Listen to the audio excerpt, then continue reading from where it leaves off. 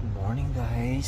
So, malamig na umaga guys. It's 7:42 in the morning, November 29. It's minus 22 guys. Oh, you see? Ang lamig, negative 22. Kaya kape-kape muna tayo guys bago tayo pumasok sa gubat.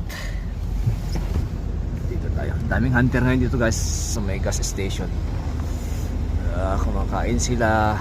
Tapos maya-maya larga ng mga to. Kikita ko rin to sa hunting site mamaya. Okay, Tim's Horton. Tim Horton. Sarap ng kape nila dito guys. This is French vanilla. Oh, may mga quad pa sila guys. Oh. Alright. Alright, thank you for watching guys. To the next one. Bye.